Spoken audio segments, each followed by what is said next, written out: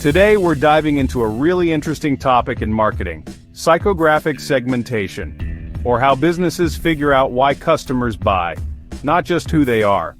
We'll break it down in a super easy way, look at what it means, and explore real-world examples of its key variables, like lifestyle, activities, interests, opinions, concerns, personality traits, values, attitudes, beliefs, and hobbies.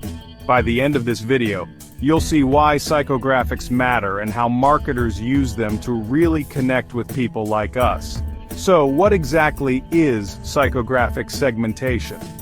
In simple terms, it's when marketers group people not by age, income, or gender, but by what they care about, how they live, and what drives them to make decisions. It's about understanding people's lifestyle choices, values, interests, and personalities. Why do marketers bother with this? Because two people who look similar on paper, say both 25 years old and earning the same salary, might have completely different tastes and buying habits. For example, one might love mountain biking and adventure sports, while the other prefers quiet weekends painting at home. Even though they look alike demographically, psychographically they're very different. And marketers use this to create messages that actually speak to them. Now let's look at the main variables that make up psychographic segmentation. They include lifestyle, activities, interests, opinions, concerns, personality traits, values, attitudes, beliefs, and hobbies. Each one helps marketers build a clearer picture of the whole person, not just their age or income. Let's start with lifestyle. Lifestyle is basically the way people live, the choices they make every day about how to spend their time and money. For example, a person who lives a health-focused lifestyle might buy organic food, join a yoga class, and subscribe to wellness blogs. Brands like fitness apps, sportswear companies, or healthy snack brands often target this lifestyle group directly. Next up, activities and interests. Activities are things people do regularly, like going to the gym, attending concerts, or volunteering. Interests are what people love learning about or talking about, like photography, technology, or cooking.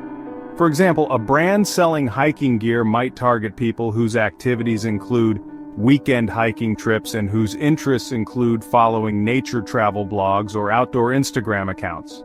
It's about matching your product to what excites your audience. Now let's talk about opinions and concerns. Opinions are people's views about politics, culture, society, or brands.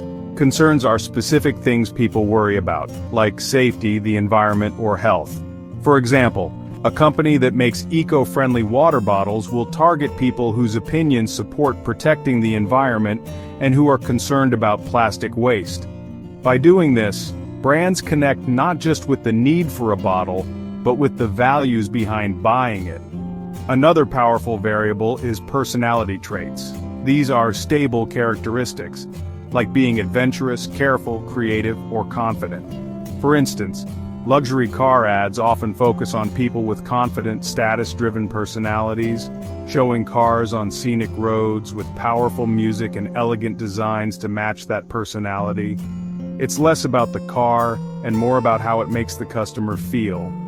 Next, we have values, attitudes, and beliefs. Values are deep, guiding principles like honesty, family, freedom, or compassion.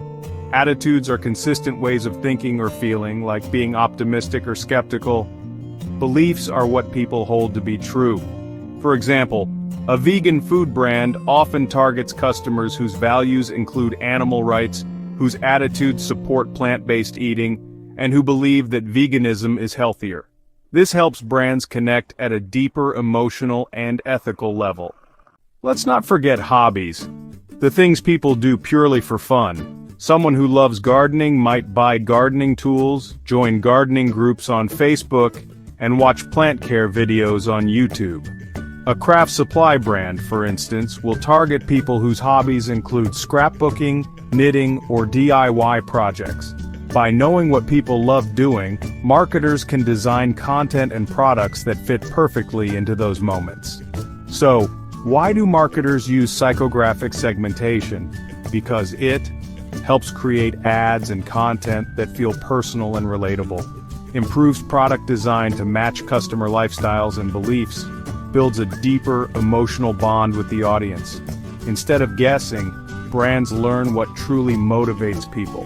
To wrap up, psychographic segmentation is about going beyond surface-level facts to understand what customers care about and why they act the way they do. It includes variables like lifestyle activities and interests, opinions and concerns, personality traits, values, attitudes, beliefs, and hobbies. Next time you see an ad that feels like it was made just for you, chances are, psychographic segmentation played a big part. If you found this video helpful, please give it a like. Subscribe to the channel for more easy-to-understand marketing lessons and share it with your classmates. Thanks so much for watching, and see you next time.